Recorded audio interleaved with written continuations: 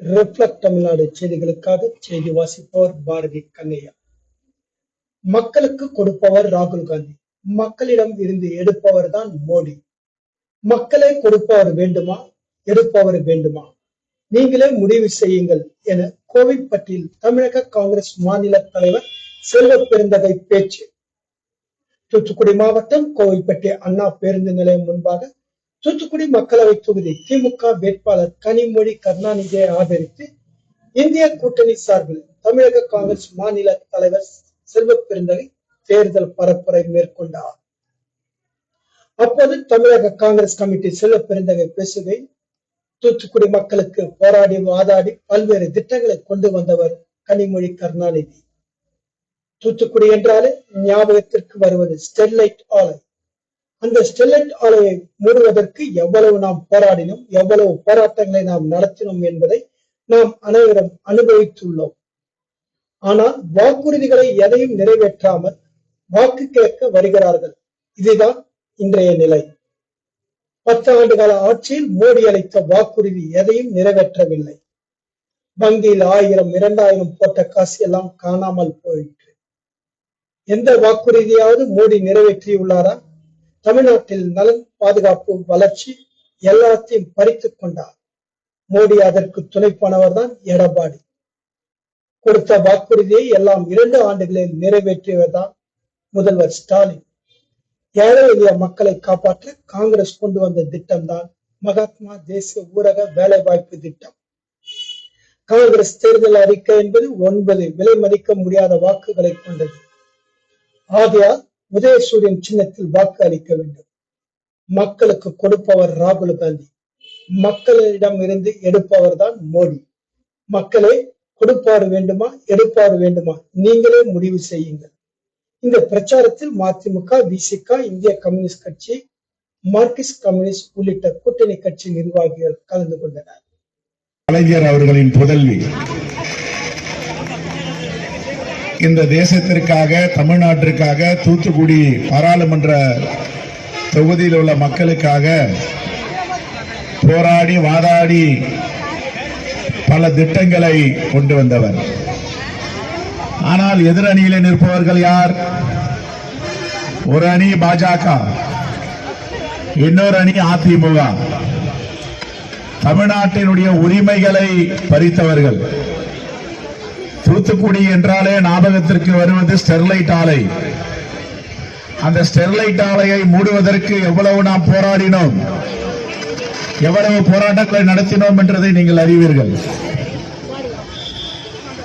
ஆனால் கொடுத்த வாக்குறுதிகளை எதையும் நிறைவேற்றாமல் வாக்கு கேட்க வருகிறார்கள். இதுதான் இன்றைய நிலை.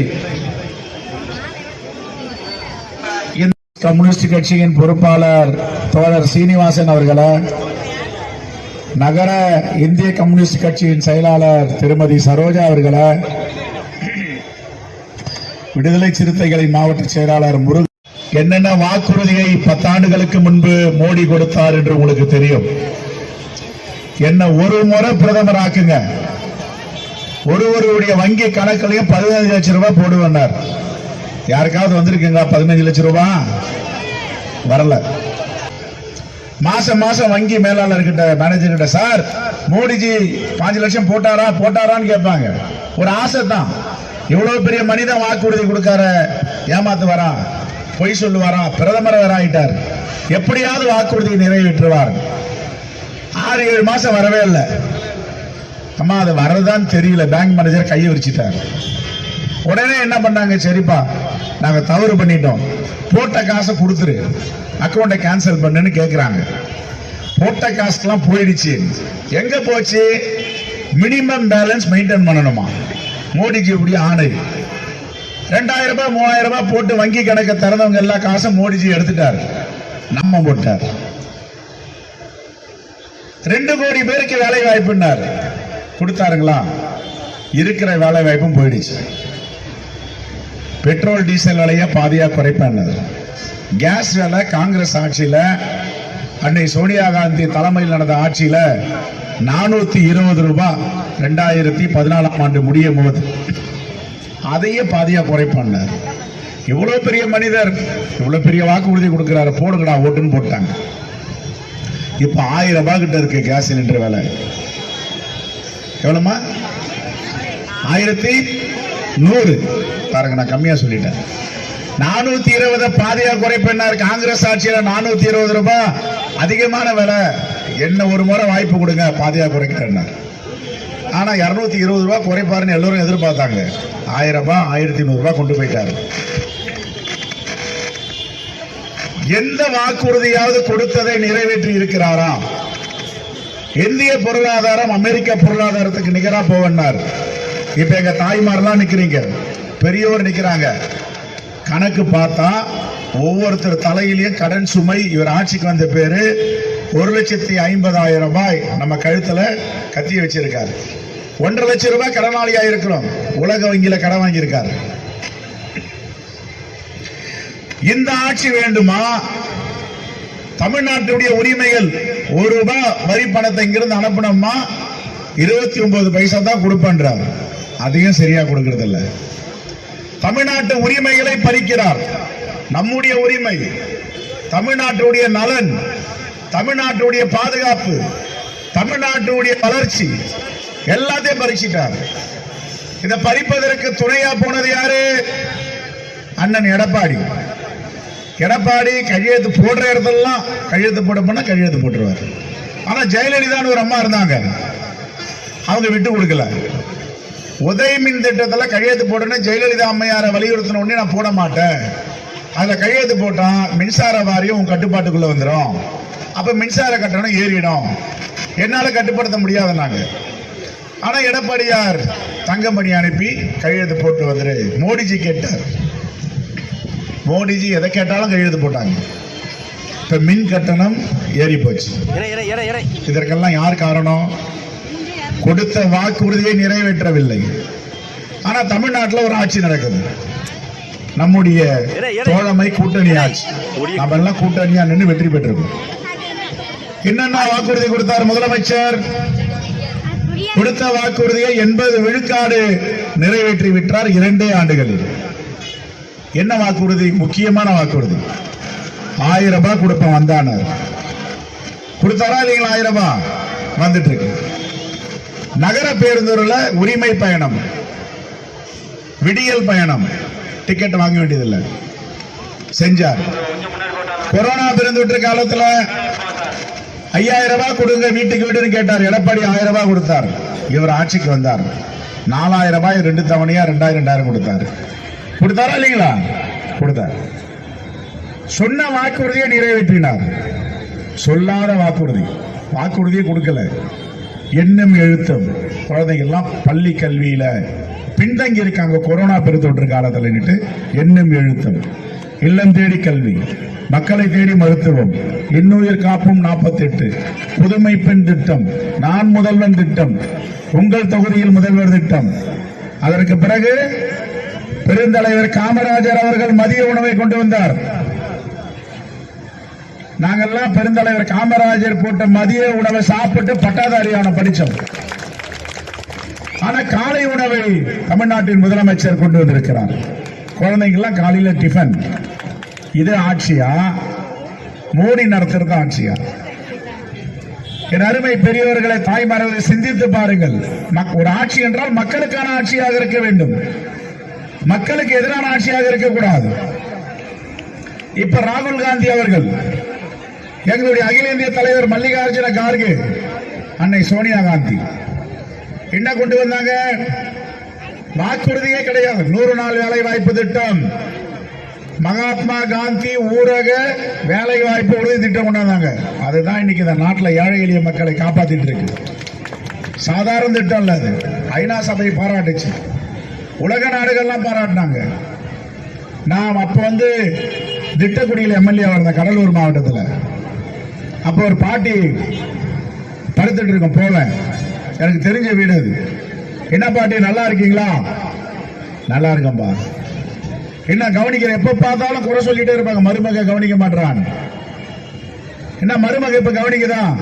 என்னவோ தெரியலப்பா, 6 மாசமா உழுந்து கவனிக்கிறான். காப்பி கொடுக்கறா, தண்ணி கொடுக்கறா, வெண்ணி கொடுக்கறா, சோறு போடுறா. என்ன திடீர்னு மாற்றம்? இங்க பாரு, நான் கட்டிங்கிற புடவை 120 ரூபாய் புடவை, கீஞ்சிலாம் இருக்கா. ஆனா சோனியா காந்தி அம்மா கொண்டாந்தாங்க பாரு 100 நாள் வேலை. நான் போயிட்டு 2 சொம்புல மண்ணள்ளி போட்டுருவேன், எனக்கு 140 ரூபாய் கிடைக்கும். எல்லாத்தையும் முடிஞ்சு வச்சிருக்கேன்.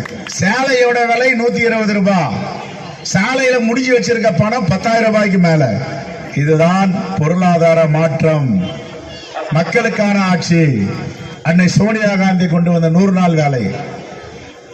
இந்த பணம் புடவை ஃபுல்லா முடிஞ்சு வச்சிருக்கனால மருமகளுக்கு மாமியார் மீது மரியாதை ஏற்படுது. ஓ, நம்ம வயசான காலத்திலேயே நம்ம மாமியார் சம்பாதிக்கிறாங்க, பணம் ஈட்டுகிறார்.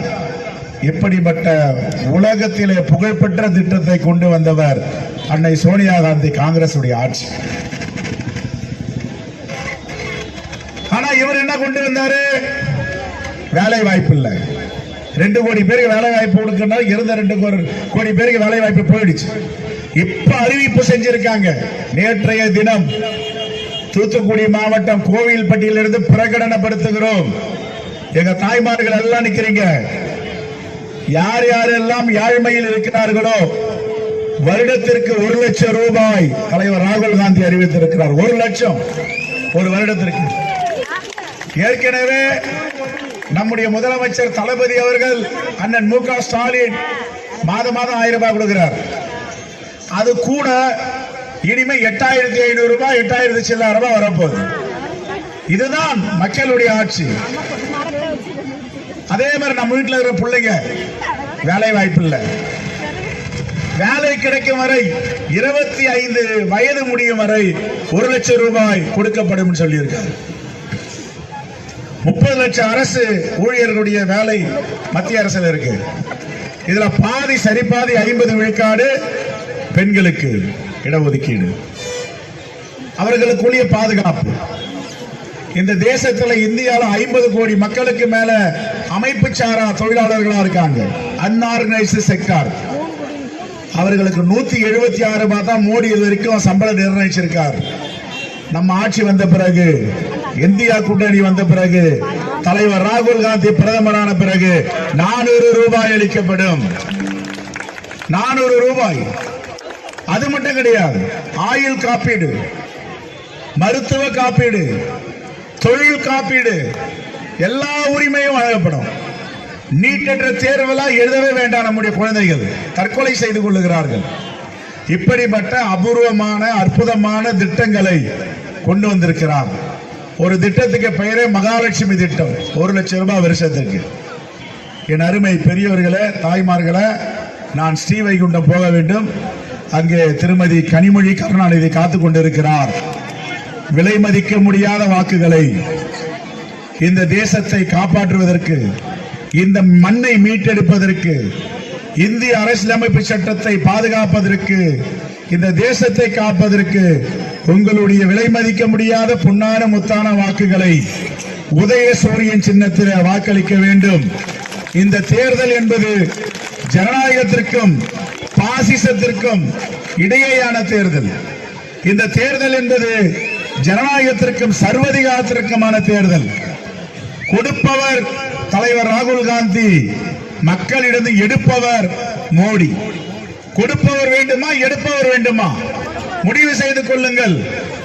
அருமையான தூத்துக்குடி மாவட்டத்தில் என்னுடைய அருமை தாய்மாரிடம் கேட்டுக் கொள்ளுகிறேன். இந்த வாக்கு என்பது இந்த தேசத்துடைய தலையெழுத்தை நிர்ணயிக்க போகின்ற தேர்தல். இந்த தேர்தல் நம்முடைய தலைமுறைக்கான தேர்தல் மட்டுமில்ல, அடுத்த தலைமுறை நம்முடைய குழந்தைகளை எப்படி வாழ வைக்க வேண்டும் அதற்கான தேர்தல். எந்த நாட்டையாவது கேள்விப்பட்டிருப்பீங்களா? என்ன துணி போடணும்ன்றத மோடி நிர்ணயிப்பார். நாம என்ன துணி போடணும்? என் வீட்டில் இருக்கிற குழந்தை, எனக்கு பொண்ணு இருக்கா, என் பொண்ணு சுடிதார் போடுவா, தாவணி கட்டுவா, ஜீன்ஸ் பேண்ட் போடுவா. இது என் உரிமை. என் குழந்தை அங்க போனா அடிப்பாங்க, நீ போடக்கூடாது. நான் RSS, நீ இப்படிதான் போகணும், நீ அப்படிதான் போகணும். இவர்கள் யார் சொல்லுவதற்கு? இவர்கள் யார் என்னுடைய குழந்தைகளுடைய உடையை தீர்மானிப்பதற்கு? நான் கறி சாப்பிடுவேன், ஆட்டுக்கறி சாப்பிடுவேன், எனக்கு என்ன கறி வேணுமோ சாப்பிடுவேன். ஆனா இதை சாப்பிடக்கூடாது, சாப்பிட்டா அடிப்பானுங்க. ஆகவே இப்படிப்பட்ட சர்வாதிகாரிகளை வீழ்த்த வேண்டும் என்றால் கனிமொழி கருணாநிதிக்கு உதயசூரியன் சின்னத்தில வாக்களித்து தூத்துக்குடி மக்களுடைய வாழ்க்கை முன்னேறுவதற்கும், தூத்துக்குடி மக்கள் தலை நிமிர்ந்து இருப்பதற்கும், இந்த தேசத்தை பாதுகாப்பதற்கும், இந்த நாடை விடுதலை பெறுவதற்கும், அரசியலமைப்பு சட்டத்தை காப்பதற்கும் உதயசூரியன் சின்னத்தில வாக்களிங்கள் வாக்களிங்கள் என்று உங்களுடைய பொற்பாதங்களை தொட்டு கேட்டு விடைபெறுகிறேன். நன்றி, வணக்கம், ஜெய்.